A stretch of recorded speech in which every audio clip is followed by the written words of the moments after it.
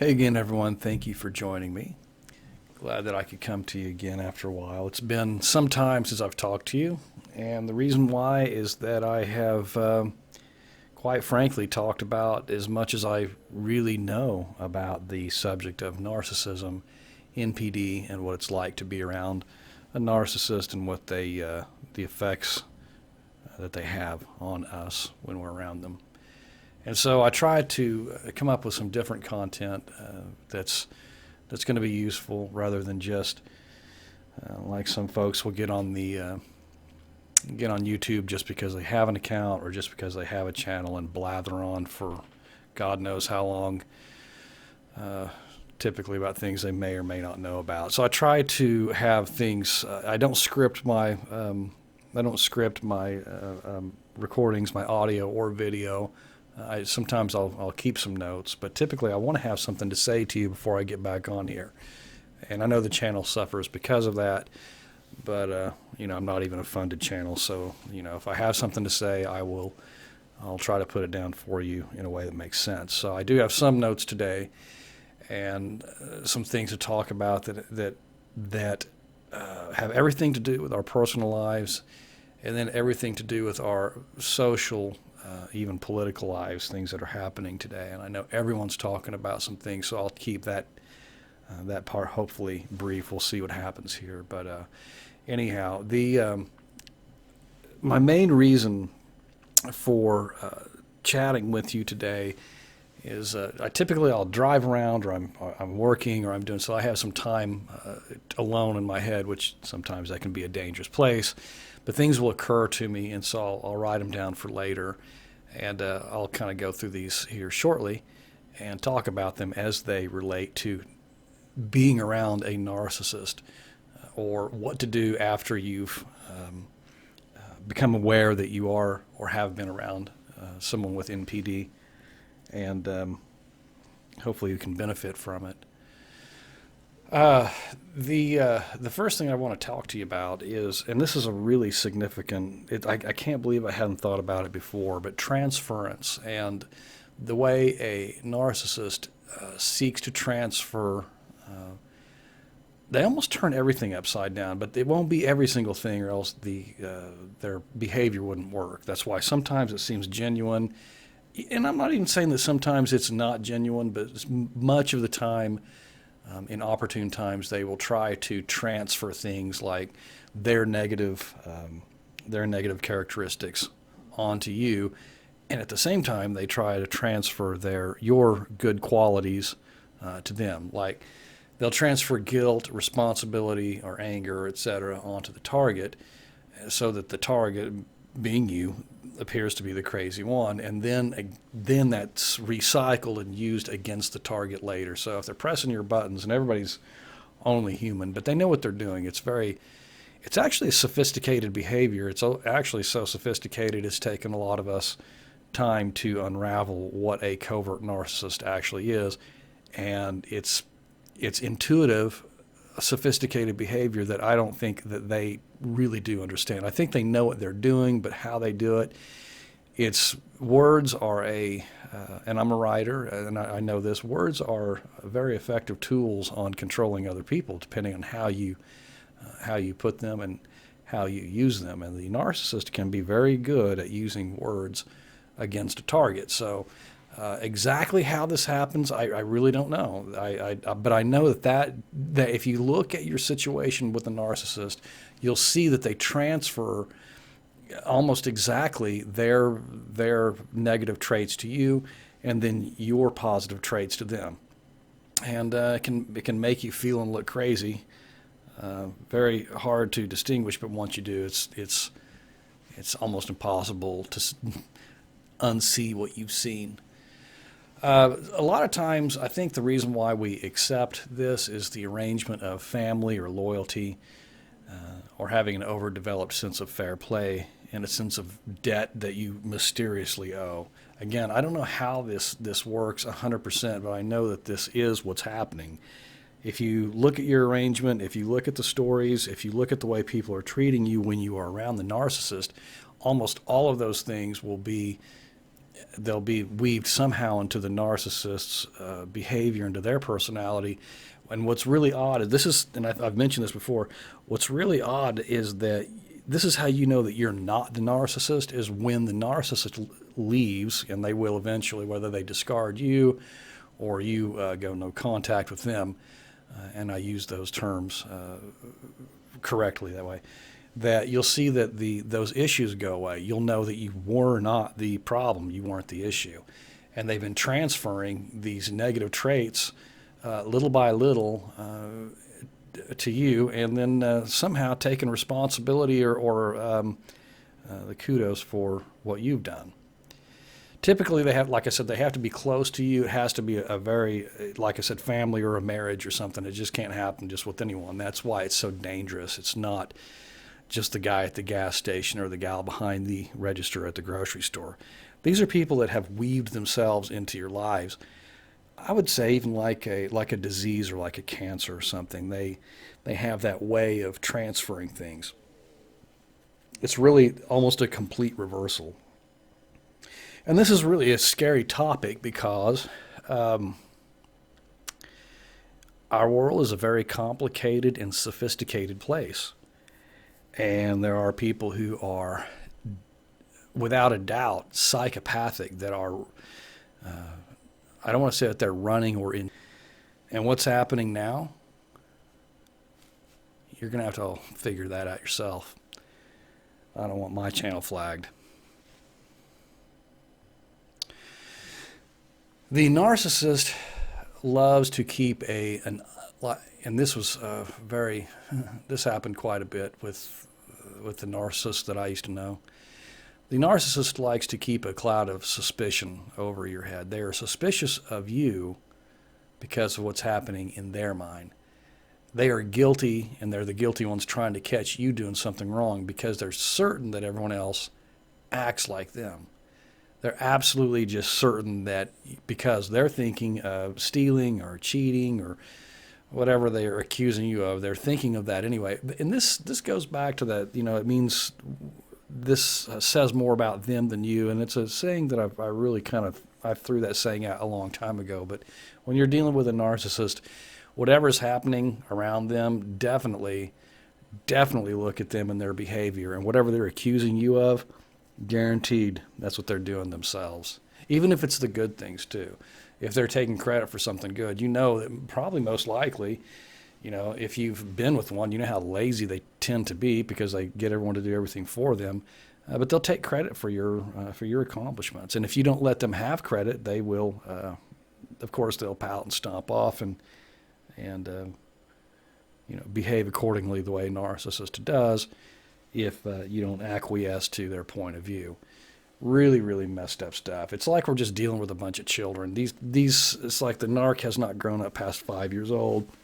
And what's really sad is that they have the, they're, in adult bodies with adult, characteristics, and they still behave like children. And some of them actually have power of adults too in situations, and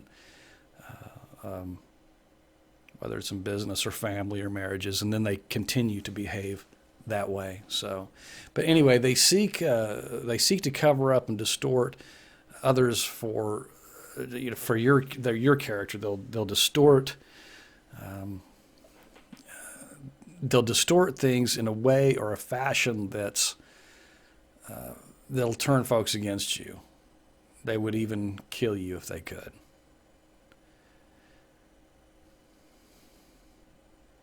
Be aware of those bearing gifts.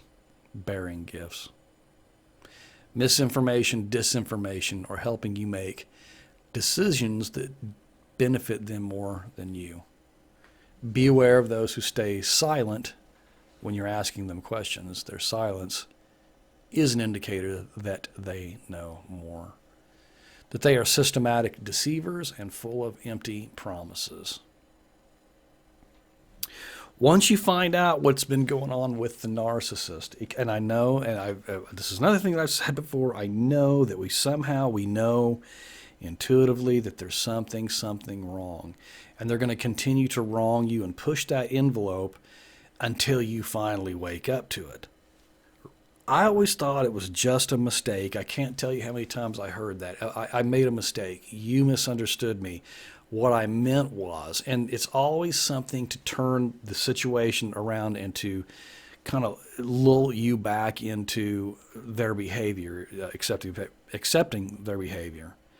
And if you're married to one or they are a family member, that's what you're supposed to do. You're supposed to forgive and forget and move on. Well, they use that. Oh my God, does the narcissist use that? Does the narcissist use that against you? Absolutely. We're not dealing with normal people. Of course, you're supposed to forgive and forget if you can and move on. And then we learn from the mistakes, because everyone makes those mistakes, not the narcissist. First of all, what they're doing is completely on purpose, whether they understand how they're doing it or not. And I don't understand exactly how they're doing it, but it is on purpose. There is no need to bring vengeance against the narcissist. There really isn't. Now, if you need to for yourself to get it out of your system, make sure that you keep it legal. Make sure you do it in court. Whatever kind of creative impulses that you might have. But the truth is that the narcissist is already suffering, because inherently the human being has a way of God, what's the word I'm looking for? A composition that doesn't really allow us to behave like this without consequences. And even though the consequences don't always happen from the outside or inside, it will completely, if you're distorting the truth, systematically deceiving, you're going to systematically deceive and distort your own reality. Once you've lied so many times, you might even forget who you are. And not you, but the narcissist. I think you know what I mean. Many times the narcissist will cause harm by withholding duty or agreement. This is the passive-aggressive type. This is what I never could understand. When someone said, I'm not doing anything, and I was like, God, you're right, you're not doing anything. But at the time, it didn't occur to me that there were some unwritten, unspoken rules that people have. And when you don't do something, like let's say, we won't bring that up. Let's just say that someone is terribly injured somewhere for any reason. And if someone stands there and just watches it, the person that stands there and watches it is not doing anything. But sometimes things are required of us. Sometimes things are required. So that's just that life requires some action. And if you don't take action, then you are complicit in something else. So when you most need the narcissist, or you're most in need, or you're having issues, as we all have big issues in life, you watch the narcissist. They will fold their hands in their lap and they will watch you. They will watch you suffer. They enjoy the suffering. They know exactly what they're doing, and they know exactly what you're going through. It doesn't matter how many times you tell them. They're going to use that. And you know what's even worse than that? They will use that as an opportunity to gain a little more power over you. That's just how they see that. You know, if you're in a weakened state, watch out. They'll pull the trigger, figuratively, hopefully, but they will.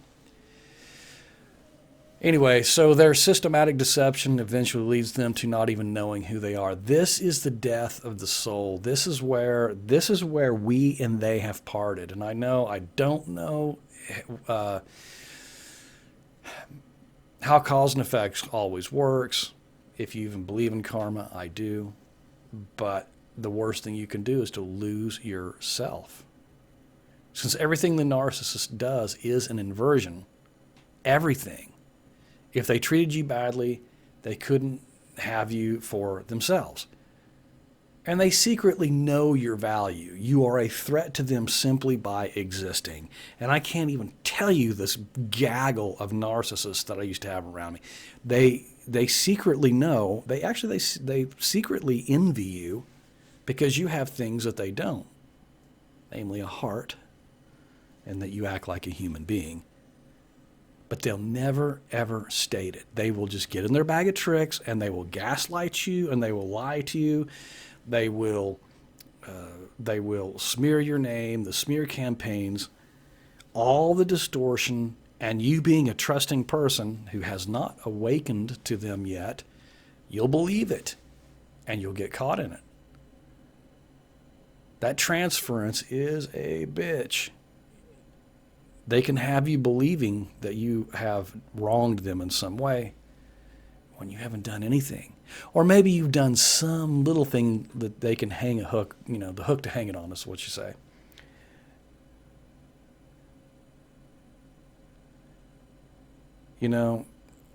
If I could say anything again, anything to those of you that watch these videos, and thank you, by the way, that I promise you, even if it was your last 10 minutes on earth and you understood what the narcissist is, it would be worth all of your effort.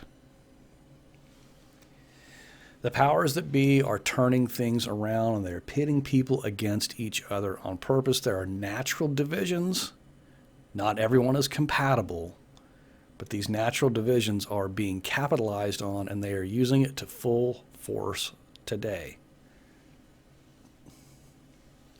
Briefly, to touch on that subject, maybe I won't touch on that subject. I think I'll pass on that subject. Suffice it to say that the professional psychopaths are behind all of it. Things are inverted. Whatever you think is real, look at the inversion and at least give that some thought about who the bad guys are. Statistics are good. Those are facts. Why don't you take a look at the statistics? But I think I better cut that off about right here. Anyway, the channel is about narcissism, psychopathy, or psychopathy light, which is narcissism. It's not political much. I really wish everyone would just be safe out there and try to do some research for yourself to find out how this happened. It's probably not what you think. So anyway, all right, it was good to talk to y'all again, and I hope to see y'all again real soon.